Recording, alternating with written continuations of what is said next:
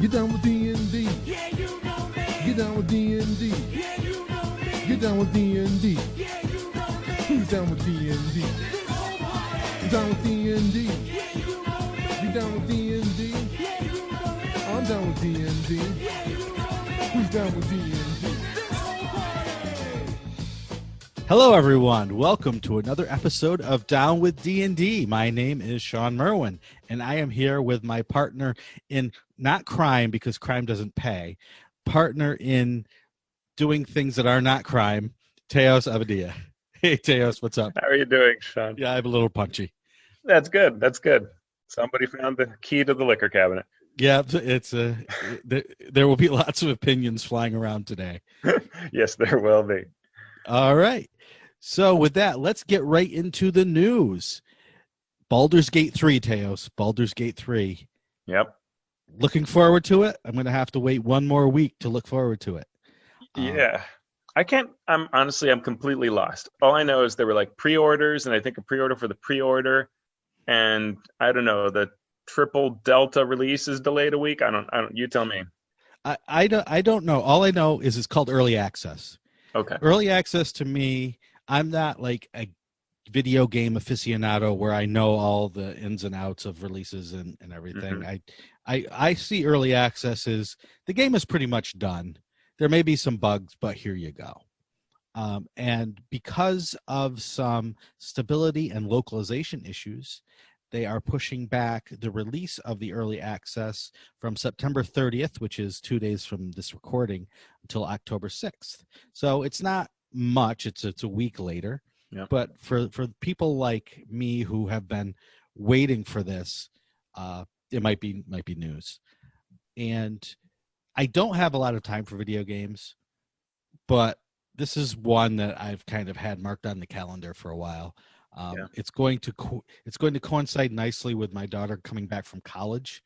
So we'll actually have time because she won't be able to go back, hopefully until next semester.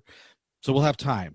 And I'm looking forward to this so much that I actually, when I heard that Larian Studios was working on it, I went back and looked at games they'd made before. And my daughter and I actually played what is it? Oh, yeah, I remember Divinity. you talking about this. Yeah, their Divinity game, just to see what it was like in preparation for this. So that's how serious I am about it. And it's just another way of hopefully bringing in more players to D&D. Yeah, I didn't play the Baldur's Gate games, but I played the Icewind Dale ones, and I'm looking forward to this as well. I don't particularly care for the way the video game industry does these. They mix marketing with the alpha beta release system and all that, and it gets, I don't know, I don't like it. I'm just glad they didn't offer some sort of a miniature for it so I could be swayed by that. All they had to do. So someday I'll realize that everyone's playing this, and at that point I will buy it, probably on sale, so it'll probably end up being a good idea. All they had to do was offer a 3-cent piece of plastic to Teos. Yeah, that's what they could have done. He would have been here. There was that Sword Coast game that came out. Yeah. Sword Coast Legends or something. It was not particularly good. And I did manage to not buy the giant figure. I later got it off of eBay really cheap, but yeah. Yeah, I reinstalled Steam on my PC just to be ready for this. And I saw all the old games I had purchased, and that Sword Coast Legends was one of them. And it tells you in Steam how long you played it. I think it was like 30 minutes. Yeah. I'm like, well, I guess I wasn't too impressed with that. Yeah, it's unfortunate. Things happen. Well, let's go from video games to dreamscapes. Sly Flourish has written a blog post on how to run adventures using elements of dreams and time distortions and movies like Inception and Memento. What did you think about this? I loved it. Mike a lot of times is sort of like a concrete person, right? Like it's tools and its utility, and he kind of zeroes in on useful bits, how to run things, how to do things. And this was sort of an unusual post for him, I thought, and that it's really sort of how to take things that are the opposite of concrete, how to take really abstract concepts and wacky ideas and make them work. And he runs through it in his typical toolkit fashion. He does make it very useful. So he says, here are examples of how we can take a story and have the players play through it sort of backwards as they sort of unlock what happened. Mm-hmm. And it's really neatly done. He uses an Eberron example which ties into dreams really well because of the whole dream plane in Eberron. Sure. I just thought it was a fascinating post, and it's very useful because sometimes you see a movie like Memento where everything's done backwards, and you think, that's great. How would I ever do that? And he writes the blog on how you would do that. Oh, nice. Yeah, Excellent. I highly recommend it. It's a super creative piece, but super useful. So it's awesome, and I'm excited to. Like, this is one of these things I've filed into my brain, and at some point in a campaign, I'm going to do this, right? Or maybe even in an adventure, right? To write this sort of like, let's do it backwards kind of thing and unlock things in this way. So, yeah, cool. I've always toyed with writing that sort of thing for the adventures that have the 4 1 hour things, but they're in order, and you might play them out of order. Yeah. And so to be able to give the DM just, here's what you do if you're sitting down with a player who's played the last one but not the first 3 yet. Yeah. At a random table. So maybe something like that would help DMs who have to deal with that situation as well. Yeah, and for home DMs, like, honestly, like if you're I would recommend this blog even if you just go and take the actual thing he writes and just steal that and run it for your group. Like, I think that'd be a great time. A free adventure. A neat idea about sort of this pirate ship, and it's been taken over by undead, but the learning the why of it is all played in sort of reverse sequence. And if you check out the blog, like, that would be a great evening or a couple of evenings to go through those. Nice. What he actually puts out there. Yeah. Cool. And now we have our Teos and Minnie's corner. We should like an echoing voice say that. We need a jingle, right? Like, it's Minnie's time. WizKids announced their next set of minis. So WizKids has traditionally, D&D, whoever was doing their minis, whether it was D&D or someone else, the big thing was blind boxes, and they'd have some theme set, and they release them in these square boxes that have 5 or so minis in them. And you might get really lucky or you might not. And it's always funny seeing people on Twitter who decide to buy a box. And sometimes it's like the most amazing box, and sometimes it's just the saddest box ever. That's just the way it goes with blind boxes. That's the core thing of what WizKids does for D&D, is to release these sets. And they announced their latest, which is Fang and Talons. So it's kind of what you would expect for one of their in-between sets. A lot of time the sets are things like the current one is Icewind Dale, and it's all Icewind Dale themed or largely Icewind Dale themed. So this is one that's one of these in-between sets. They've also often called one had like Monster Menagerie or something like that. So these include things like we saw a flail snail. Nice. Depicted there. That looks really cool. A mimic door, a fire giant skeleton, and young red and blue dragons. So those look pretty cool.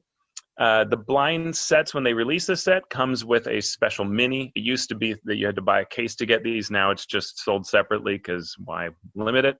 And this is a purple worm that looks very awesome. Wow. The purple worm is $40, and you can buy that separately. Very cool looking. Looks fantastic. Link in the show notes. And then, they also release these individual things like we talked about in previous episodes, big dragons and things like that. That's becoming more and more of a thing that WizKids is doing. Mm-hmm. And speaking of accessories, going on sale tomorrow is Icewind Dale, Rime of the Frostmaiden dice and Miscellany. So it's similar to the other sets that they've done. I think they've done 2 sets of these dice and Miscellany now. This one contains, similar to the others, 11 dice. So a full set of dice, including 2 20-siders and 4 6-siders. A fold-out map, which is about 11 by 16 of the Icewind Dale area. A box that doubles as 2 dice trays. And then 20 double-sided character and creature cards. So if you are a DM or a player that loves accessories, not only do you have minis coming, you also have this. And the previous one, I didn't purchase, but I received it, and it was really cool. I mean, the dice looked nice, and all those accessories can be very handy, especially if you're running the adventure that it supports.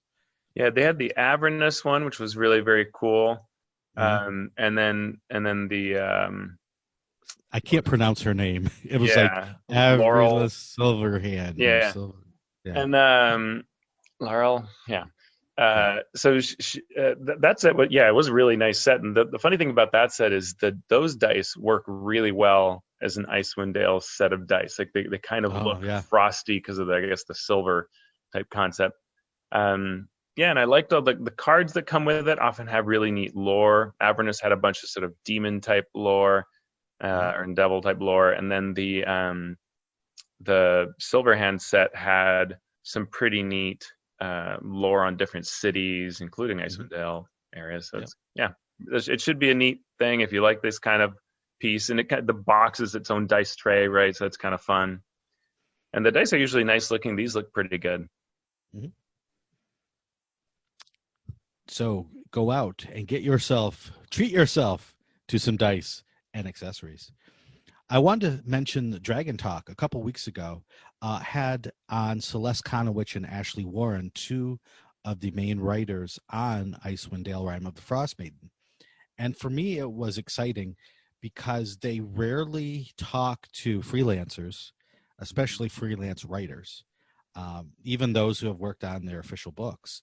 So to hear them talk about some of the topics that are important to freelancers, especially Celeste and Ashley, who are two, hardworking, wonderful, creative folks, was special to me. So good job, Celeste and Ashley, not just on the product, but on getting on Dragon Talk. Yeah, that's pretty cool. It's awesome. And the second installment of the Traps article series by Greg Marks is up. We mentioned the previous one on Cobalt Press. What was this one about, Tails? So this one just landed, so I quickly took a look at it. And what's fun about this is this is Greg Marks being very devious. And he cautions the advice in this article with sort of, be careful about kind of how you use the knowledge I'm giving you. Because it's kind of, we say traps shouldn't be gotchas, and this is sort of like almost how to make them gotchas, but in a clever way. And what the main concept is to use predictability and repetition against your players. So it's the idea that you set up a trap, and they may figure it out or they may not, but then you present what looks like the same trap again. So now you go, okay, well, we know how to deal with this, we'll just do this, but it actually behaves differently. Mm-hmm. Or he gives an example of a crossbow trap set to a tripwire, and the characters, it's very easy to see it. And so you cut the wire so that the trap won't go off. But what you don't know is you're actually dropping a block on the rest of the party that's hidden around the corner while the rogue disables this. Mm-hmm. So it has that sort of like Grimtooth traps, a little bit of gotcha to it, right? And so... But it's fun, and he gives neat examples of two traps that kind of use these concepts, plus walking you through it. Right. Yeah, that's something that I've started to do just a little bit, is to put the trap, but the trap itself is trapped. So, the DC 10 investigation or perception check finds the obvious trap, but if they don't get a 15 or higher, that's where the real trap lies.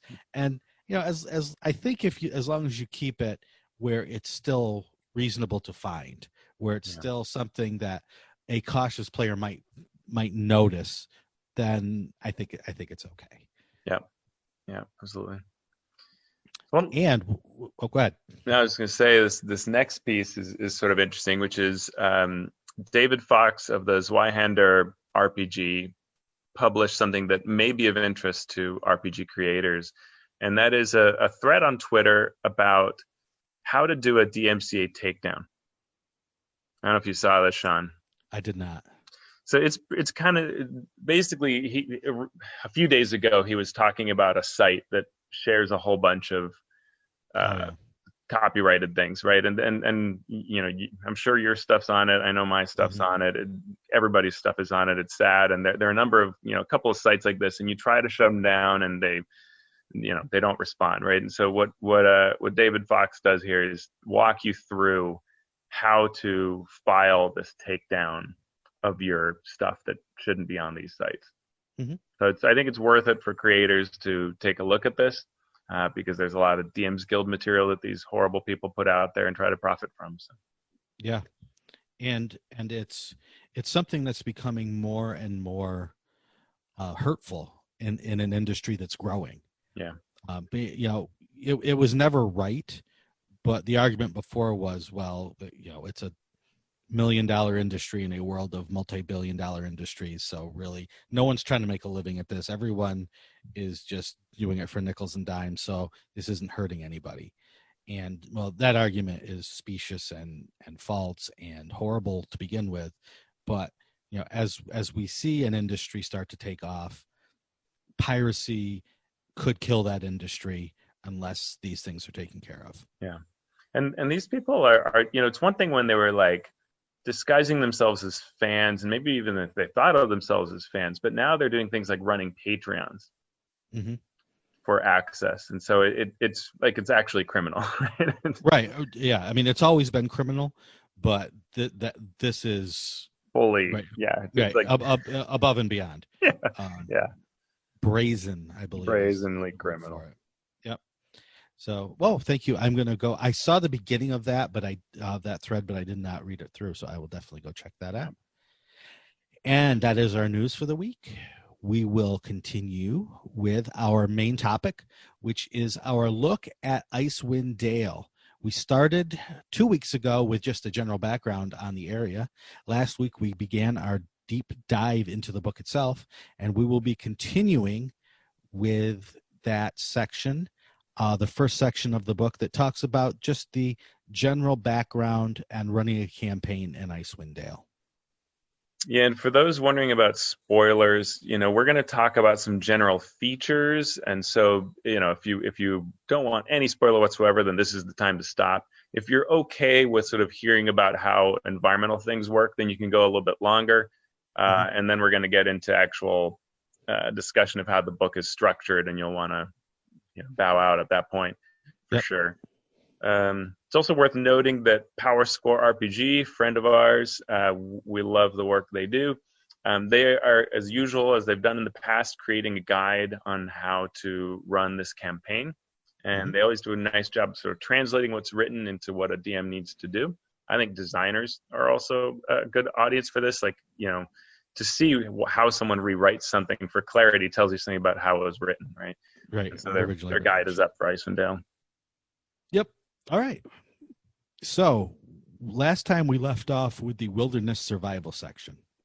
So we've been talking a lot previous to this about exploration. And really what we're talking about here is exploration in Icewind Dale, how you can travel through the wilderness and survive it. So yay, exploration. Here we go.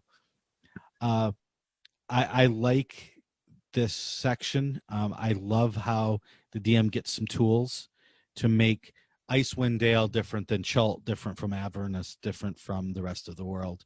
Because in a setting book, or at least a book that is partially a campaign setting, you want to give the DM those tools.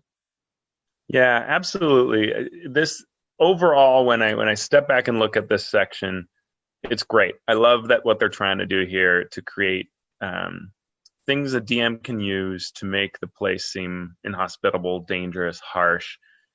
The specifics, when I get into the specifics, I have sort of questions, and I'm not sure how well it works. Like, it's all fine. It's all good. I would use these as written in my game, and then I would probably modify them a bit on the fly as I see how they pan out.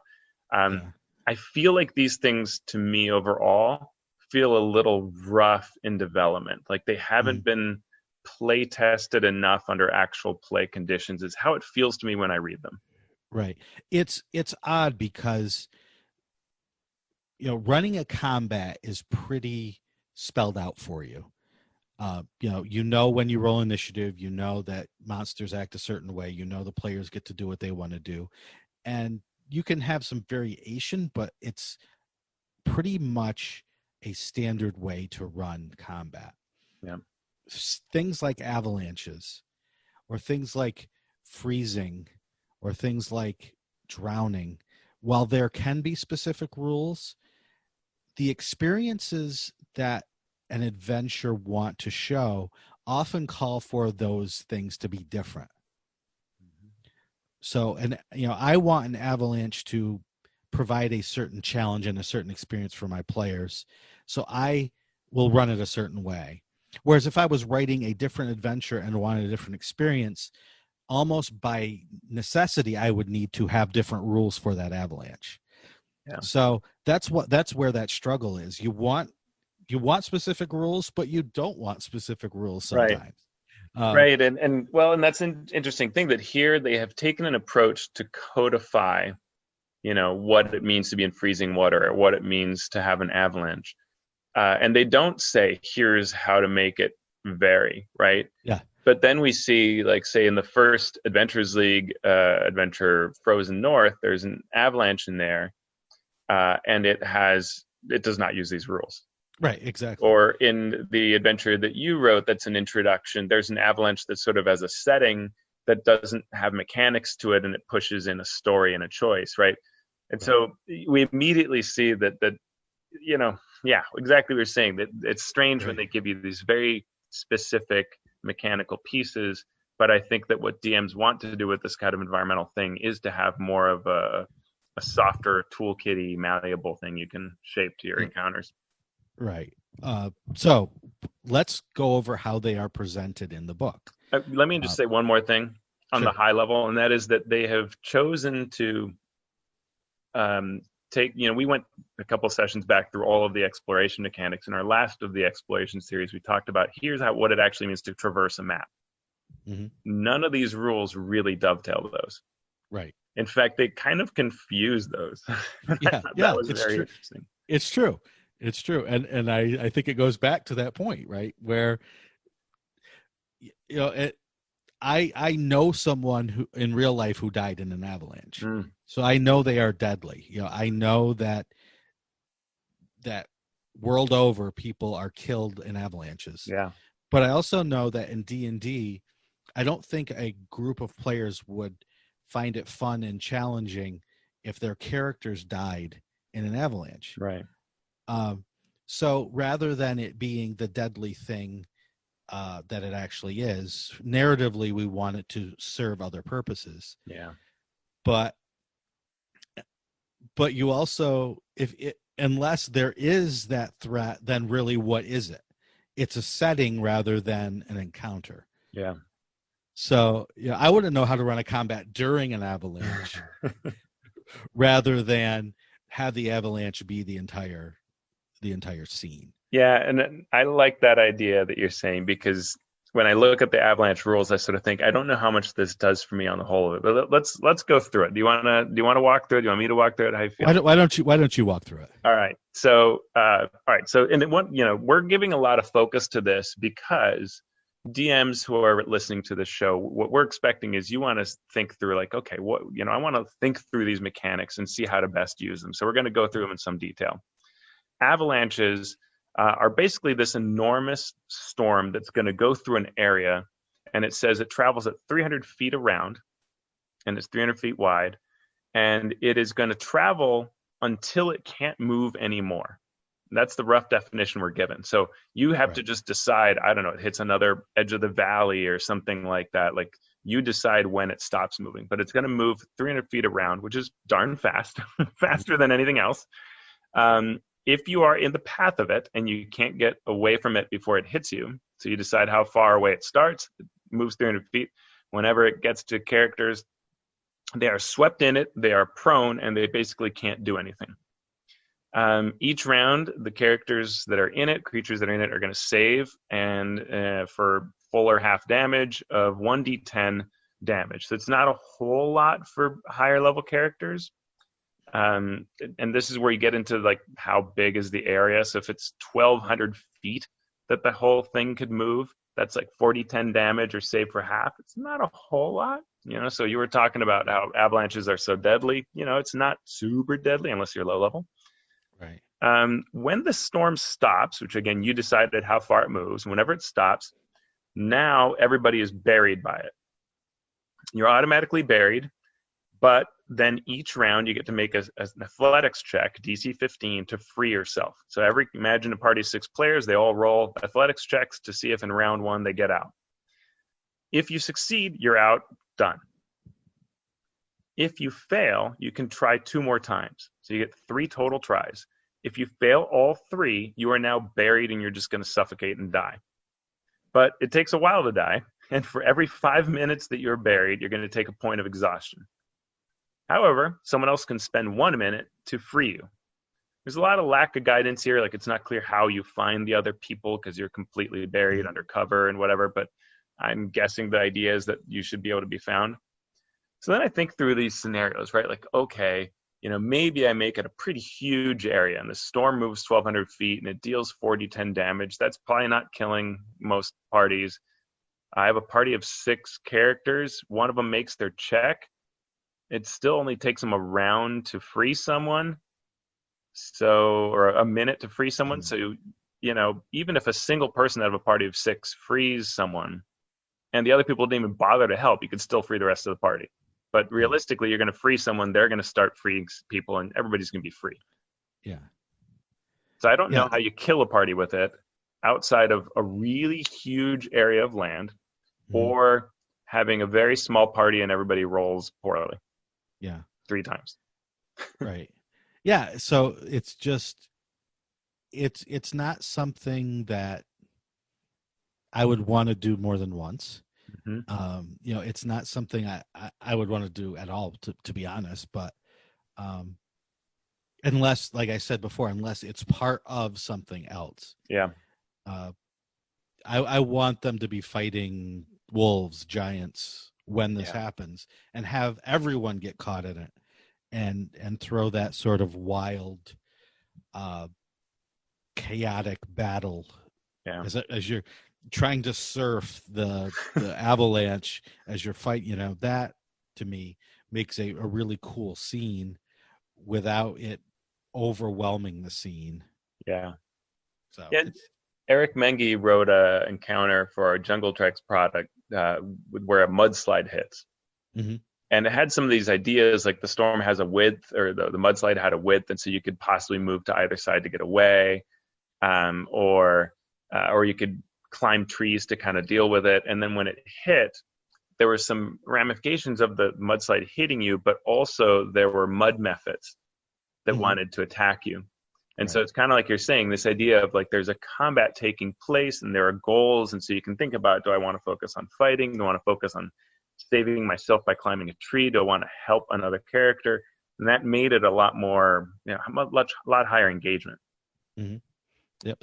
And so, with that, let's talk about blizzards, which seems to be a similar thing. It's good to discuss them, but how well do the rules that they provide mesh with normal exploration rules? The rules that they give are: a blizzard will last for 2d4 hours. A DC 10 is needed each round if you're trying to concentrate on a spell. And you select a navigator who has a chance each hour to veer off course. If they fail, no progress is made. One party member might become separated, and then you need to check each hour to see if you can reunite. And then no progress is made toward your destination for the hour where you're trying to reunite with your lost party member. Yeah, and this is, again, it's this sort of, anytime you find that your play is sort of abstract, that requires very careful design, right? So like if I think about what the table is doing, right? Okay, in theory, you should already be using the exploration rules. So you already have a navigator. And so you say, hey, this blizzard hits. You've got bad sight lines, so perception's down and stuff like that. And you can't concentrate on spells. So if you're trying to, like if you've summoned animals or something, that could be affected. And then you're telling your navigator, all right, let's do a bunch of checks, 1 per hour of travel. And whereas normally you have a chance to, per Tomb of Annihilation, it's once a day to get lost, and the core rules are just sort of whenever the DM thinks it's appropriate. So now you're doing it every single hour to see if you get lost. And if you get lost, if you're not tied together, you lost somebody and you wasted an hour, and you have to make checks until you get reunited. And it's just, I don't know. It's like, it doesn't feel to me like the players would be sitting around the table excited through this process. Like it feels like doing your taxes a little bit, right? Like, yeah, unless I think this is true of any game design, role-playing game design, unless there are consequences either narratively or mechanically, then what difference does it make whether you get lost 100 times or 0 times? Yeah. So I could see this being exciting if the characters had 3 hours to get from point A to point B, or something bad is going to happen. Then this Blizzard mechanic as written becomes interesting.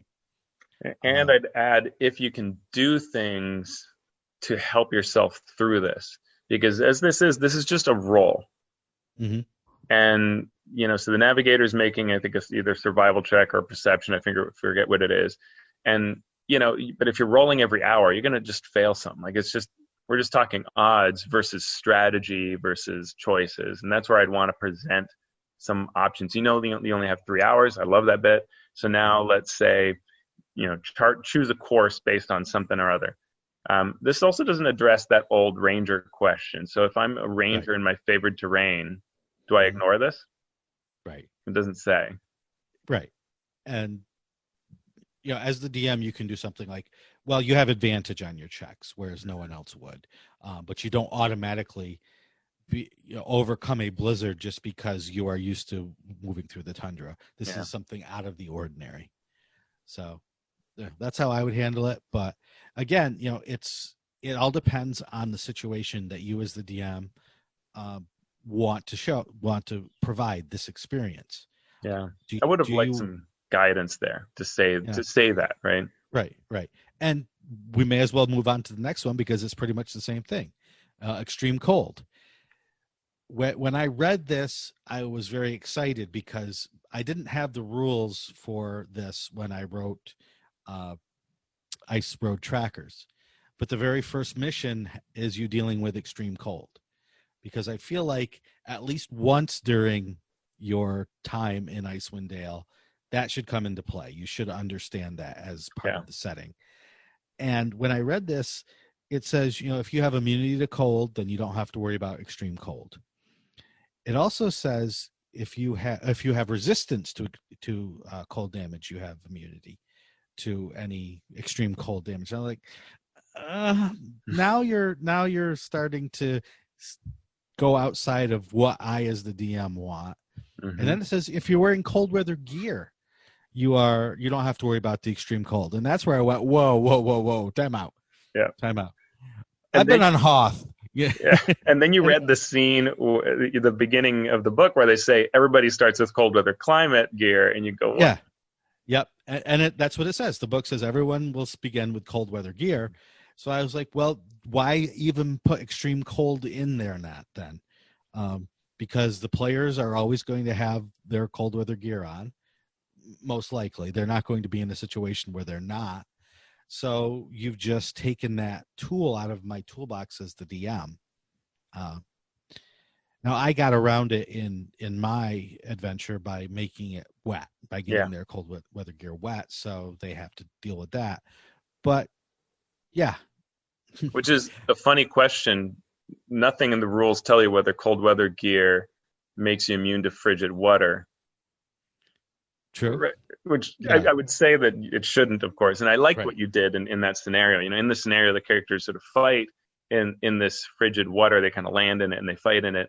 And then when the combat ends, like an NPC sort of says like, wow, you look cold. And that's when you sort of, your adrenaline wears off and you realize, oh, we're going to die if we don't do something about this. And then they have to get creative. And I love that. That's a great way to deal with extreme cold. But yeah, the core rules here are it's sort of like, it's like you created an explanation of how terrible and harsh it is, and then you immediately hand wave it for just about everything. Though, if anything, what this does is make life really hard for the DM, because I like if you have any monster that's not resistant or immune to cold, right? And well, I thought that too, and then it said except for creatures that are used to it. Oh yeah, right. Okay, right. So your Arctic goats can run around in -49 degree Fahrenheit weather, because sure, they're And Arctic that's the oats. thing, like -49, right? -45 degrees Celsius. And they say wind chill can lower these temperatures by as much as 80 degrees. Like that Wow. really begs for some scenes and some neat stuff. And instead, Right. what we basically get is, this is not going to have an Yeah. impact because you're wearing And cold and weather gear. and again, it's that balance, right? It's that I don't want the whole campaign to weighed down with everything we do has to have a check for this. True. But you also want it to be part of the adventure. You want it to have an effect narratively, mechanically, in all the ways that these things are expressed through role-playing games. You want it to mean something. So it's terribly difficult to find that balance. But what you don't want to do is take it away completely. Yeah. So. Yeah, and just to be clear, because we didn't say this, extreme cold, if you somehow were, wearing, t-shirt and shorts, you would make a constitution save at the end of each hour or get a level of exhaustion. And that has its own issue because exhaustion rules are kind of harsh. They are not friendly to what we're trying to do in the game, because just a single level will mean that you are making skill checks at disadvantage, which now makes the player incentivized or de-incentivized to participate in the game, which is the opposite of what we want as DMs. We want people rolling dice, being active, and it sort of puts them in the penalty box. And then it just gets worse from there. You have things like half speed and that so it's a harsh mechanic to begin with that we don't necessarily want players to be exposed to often. Yeah. If anything, house rule exhaustion always to switch around the first two. So make it half move at one level of exhaustion and then half on ability Skill checks or disadvantage. Disadvantage. So because usually if you're exhausted, it's because you've already failed a skill check. You failed your constitution saving throw, so you have a level of exhaustion, and now that's just going to make the downhill slide go faster as you fail more checks because you have disadvantage. So yeah, it's an interesting conundrum, and there's very few right ways to do it, but a number of wrong ways to do it. And so that's the unfortunate thing of trying to find the right way. And often the right way is just a DM centric thing based on the story being told at the time. Yeah. And I think I agree with that. And I would also encourage DMs to take these rules. Like, these are fine, like you can still have a good time with them. It's not like they're bad. I think that they don't running these over and over again will probably fall short. And so it's better is to take these rules as a starting point and then think through a scene, what you want to do and what you want characters to do. How do you want them to interact around the concept of extreme cold or an avalanche? And how can you mix it up with maybe a combat taking place at the same time? And then just keep and throw out whatever you need to make that be an interesting scene. Yep. Then we go from these deep and troubling things to fishing for knucklehead trout, which is an environmental hazard in Icewind Dale, which I love. Yeah. Because Icewind trout are one of the main foods of everyone in Icewind Dale, but they are dangerous to try to catch because they will pull you in or leap right out of the water and take a run at you. And so, this sort of thing is both flavorful and mechanically fun to think about. Yeah, I like this a lot. And it's a fun idea that it's a true contest to fish knucklehead trout. And you can end up in the water if you fail. Yeah. And then once you end up in the water, you have to deal with the cold. Yeah. So there's a frigid water section as well, talking about dealing with that once you are wet and cold, what you have to do to survive that. And it does seem to suggest here that if your clothes are wet, you can't function, you can't gain their benefit until they replace the dry ones. So it doesn't 100% spell it out, but I think that's enough that DMs can go on that assumption, which is the logical assumption, so it works well. Right. So that is something cool about the environment. We talk about, or the book talks about, illumination, and it's it talks about it in terms of this everlasting rime that's happening. So sunlight is never going to be visible, so natural light will never be brighter than dim light, and then unless there is a full moon or an aurora showing in the sky, it will be dark at night. Yeah. Which Yeah, makes sense. it's neat. It's a fun concept with dim light. I have a personal feeling, this goes back to really 4th edition, that light sources are too big an area of illumination and too easy. Like, you get your packs always have them. You always have a light source. It's just standard. The light spell's really easy to do as a cantrip. So you just, it's almost like light never matters. And so one thing I would encourage DMs to do is play with that a bit. Like, start with this, right? Which is that you have your dim light always, even when you're outdoors.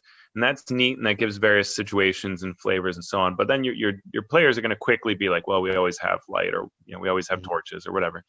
And that's where you can play with certain situations where the wind buffets your torch so much that it only illuminates half the distance. Mm-hmm. And you can play with that, right? It only gives off 5 feet of light or 10 feet of light. And now, like, all the players need to have torches or deal with being in the dark. And those kinds of situations can be really neat if you play with them. And it could even affect magical. I mean, this is the everlasting rime is magical. So in an area that's attuned to oral, maybe like we have that even magical sources are limited.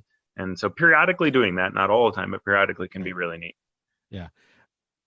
When we started playing with Roll20, the coolest thing for my players was using the dynamic lighting, because they really began to get a feel for what they could or could not see in certain situations. And, the first time we used that, they were, moving their characters around, watching all the shadows move with the pillars that were there, and they thought it was the coolest thing. And now it's becoming more of a nuisance after a few sessions. And, so as Teos is saying, you don't want it to become something that just, heavy sigh, another thing where we have to deal with this. But, to have their light sources knocked out by the blizzard, to fight something in a blizzard where you can only see 5 feet away from you, even if you have light, can be a really cool situation to have an encounter in. Yeah, and then that's a good thing to mention, that this is where DMs, you want to scrawl a note. Like, I'll use a DM screen, partly because it's decorative, but what it allows me to do is to drape things over the edge, and I'll actually just take 2 pieces of paper, and on one side I'll do like a map that they might use, and on the other side notes for myself. And so one of the things I would do here is this dim light. Like, I would make myself a note about it to remember to have this kick in. So like you said, if you're buried in an avalanche, well, your light sources are extinguished. And to just to bring that out and make that part of the experience. Or you fall in the water, well, your light sources are dimmed, or maybe they attract, if it's a light spell, it might attract something underwater, because here you are, this gleaming bait. Yes. This is where the dire knucklehead trout come into play. Oh, yeah, that's good. Yeah, there has to, somewhere in the DM's Guild, there better be dire knucklehead trout at some point. I like it. But next in this little survey of the situations and environment is overland travel. Overland travel, if you're traveling through the tundra, is a 1/4 mile per hour on foot. Twice that if you have snowshoes, and then twice that if you're on a dog sled. So I'm sorry, it's a 1/4 travel per hour, 1/4 of what you would normally travel. Am I getting that right? What am I saying? Yeah. So, which is kind of strange. So there are a number of strange things about this. One of which is that they seem to not use the normal exploration rules. So but it's clearly overland travel. That's just what really knocks me off. That they didn't just say like moving around in Icewind Dale. It's specifically called overland travel, which is a term that I would say is you're exploration map travel. And the way normally it should work is you would choose a pace. The party would select a pace. That pace determines how much you cover each hour. And even having a mount, unless it's flying, doesn't change this, right? So normally you'd cover like 3 miles per hour. Yeah. Then we get this Icewind Dale table that says that you cover 1 mile an hour on a dog sled, 0.5 mile per hour with snowshoes, and 1/4 if you're just sort of walking through it. So it's just way slower, but you don't have a pace. So do you never choose a pace in Icewind Dale? We just throw out all those rules. Yeah. Like Tomb of Annihilation took the pains to say, here are the exploration rules. And actually it's sort of almost like the best guide there is on how to use the exploration rules. And then it adds some specific flavor to it. And here it's almost like they threw out the basic, the actual exploration rules. So I don't know how that's supposed to jive together. Yeah. And one thing I want too is you are wearing cold weather gear. You are wearing snowshoes to travel from one place to another, and you are attacked. What disadvantage do you have now because you're wearing snowshoes? Because as someone who has snowshoed before, you are not dancing around fleet-footedly if you're wearing snowshoes. Right. You know, for me, that should mean half movement. Wearing cold weather gear, right? You are not doing backflips. Yeah, they clearly get rid of any of that sort of realism, right? There's no note of that. Another strange thing is dog sleds, and this has come up on Twitter a couple times. People have sort of caught on to this, which is that, so, you know, when you just look at this table, you go, okay, it's 0.5 mile an hour if I'm walking with snowshoes, 1 mile per hour with a dog sled. Well, sweet, I should obviously use a dog sled. But then when you look at the dog sled rules, we'll get into the specifics a little bit later, but the big thing that stands out is that they have to rest every other hour. Right. So it's just as fast as snowshoes. Yeah. Yep. So why bother paying for the food for 6 dogs per PC? Right. If to ride a dog sled. And so these are things that you as the DM, you can fill in the blanks. Yeah. Right? You can make a house rule that if you're wearing cold weather gear, you have disadvantage on acrobatics checks. You can make a rule that says if you're wearing snowshoes, your normal movement is half speed, you know, in relation to combat terms. Yeah, and thinking through what does it take to take them off, right? Is that an action? Right. Do you want people to spend an action at the beginning of is their first turn kicking off snowshoes? That might be a little lame. Is it a bonus action, or is it, disadvantage on your first round as you get rid of it? I don't know. You want to think through that and think through what every single combat would feel like and whether you want that before you implement that house rule. Yeah, no, it's true. It's true, because I would want there mechanically, okay, you're wearing these snowshoes, you can move twice as fast overland, but what's the downfall, right? What's the balancing factor there? So I would want there to be at least something, and maybe, like you say, maybe it's an action to on your first turn, if all of your movements taken with taking off your snowshoes, something like that. Yeah, it's hard. I get why they've made it not have a penalty, but it does seem like it misses a little color. Yep. Because of that. Then they get to mountain travel, where it talks about how you will travel if you're going over the mountains, and basically have everything you just heard. So on dog sleds, you're only moving 0.5 mile, on foot with snowshoes 1/4 mile, and on foot without snowshoes 1/8 of a mile per hour. And then for each hour where you're trying to go over or through the mountains, you need to make a survival check. On a successful check, you're fine. On a failed check, you must backtrack, which costs extra time.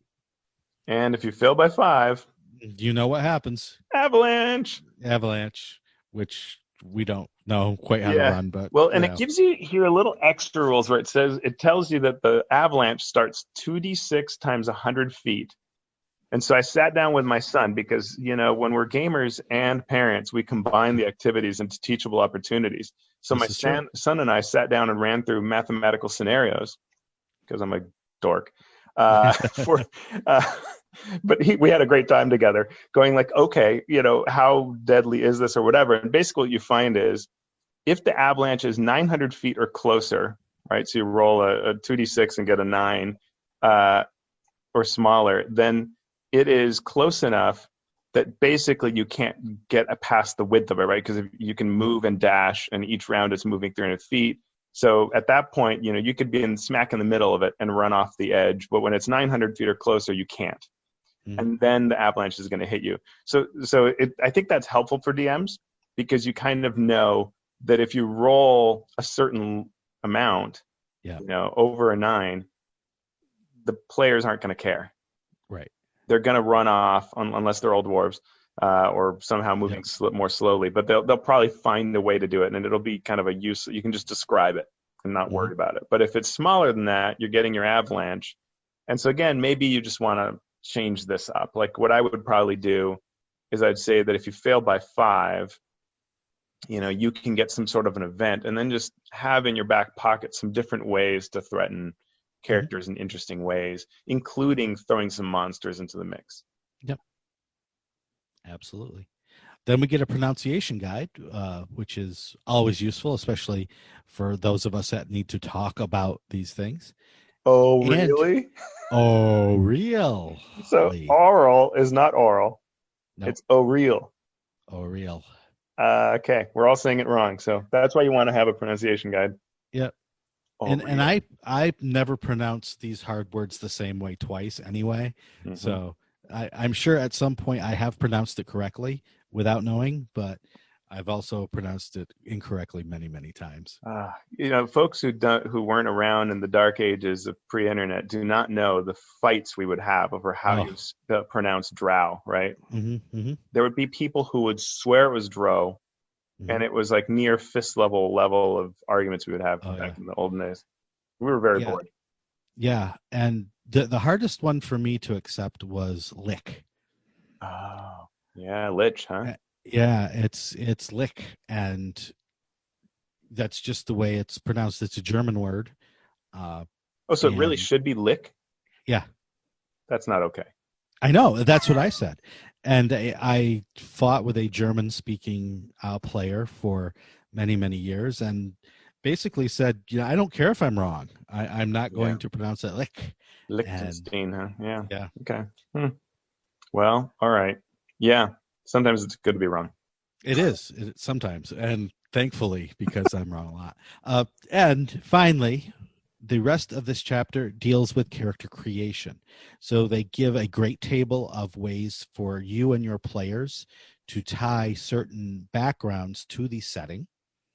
You don't have to use them, but they are a great spur for ideas on ways to bring the character, into the setting in a unique way. They give rules for the Goliath characters. It says all the character races presented in the player's handbook are well suited for this adventure, as are Goliaths.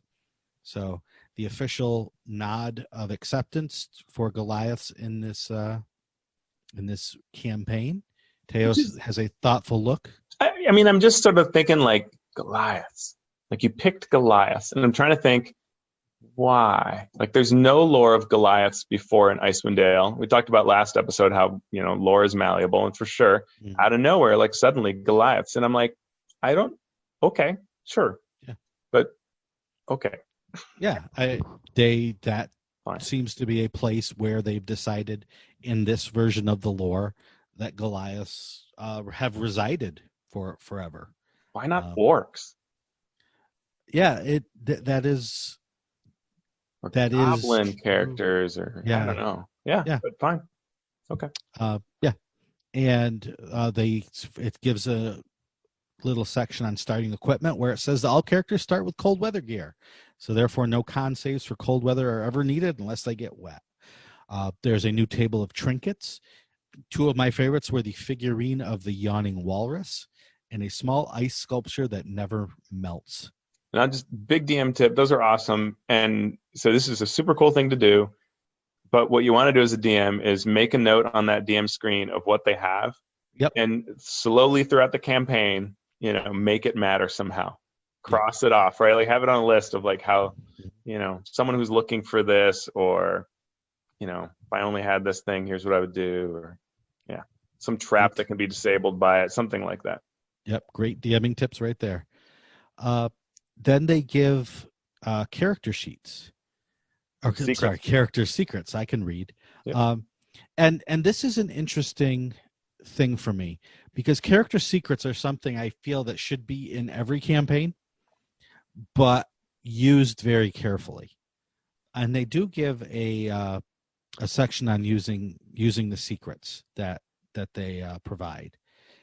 And you just need to be careful with these secrets, because some of them are pretty possibly game breaking or campaign breaking, depending on the people that you have.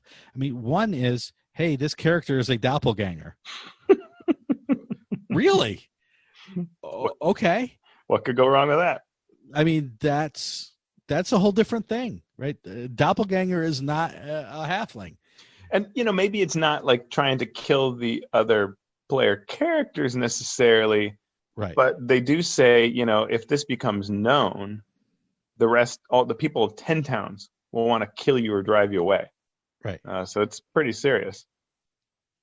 Yeah, and some of them aren't necessarily secrets, or they're not anything that you would even want to hide. Like one secret is called the Littlest Yeti. If the party happens upon one or more Yetis, this secret might reveal itself. Where you were raised by Yetis, you're a Yeti whisperer, and it's like, well, that's kind of cool, but why is that a secret? Why are you hiding? Right. Hiding that. The Drizzt Do'Urden fan is ridiculous. Right. I mean, it's funny. Right. As satire, it's amazing, and I laughed. But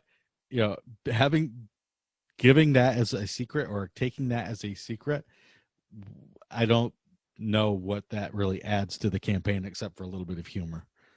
Yeah. I mean, I guess you could know all about Drizzt and talk with people of Icewind Dale who might remember him or remember their grandparents talking about him or something. But to me, I like this. I can quibble about the design, but you and I know there's only so much space in a book, and so it's always hard. Like, how do you make this juicy and worthwhile? And I think this is overall, I'm very happy with this. You get handouts in Appendix B, so that nice looking, and they do say you can photocopy them, which I think is classic, or fax them to your players, right? Like, yes, I mean, photocopy, yeah. But telex you can digitally share them with people or whatever. I guess they probably legally don't want to say that, but you can. Obviously, you will. And I would imagine in the past for books like this, they've made the handouts available as an online PDF. There isn't anything yet like that on the product page, but hopefully they'll do that, and then you can just more easily, without having to take pictures of your book.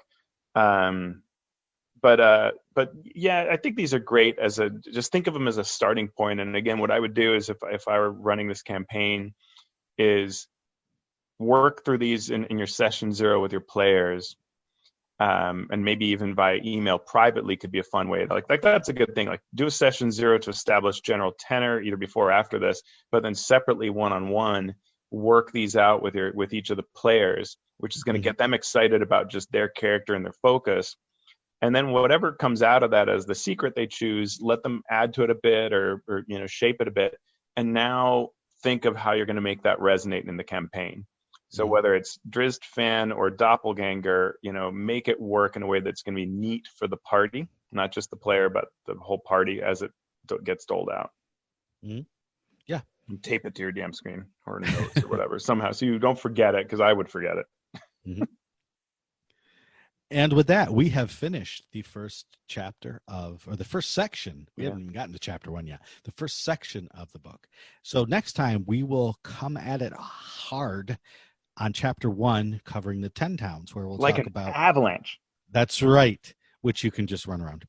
But other than that, I want to say thank you to everyone for listening, and thank you to our patrons who keep us afloat. If you would like to help out, you can find our Patreon at patreon.com/MMP, or you can just share our links on your social media pages. Anything that will help support the show, promote us, keep us in the hearts and minds of D&D players everywhere. We appreciate it. Teos, where can people find you? You can find me at my blog, alphastream.org, or on Twitter at alphastream.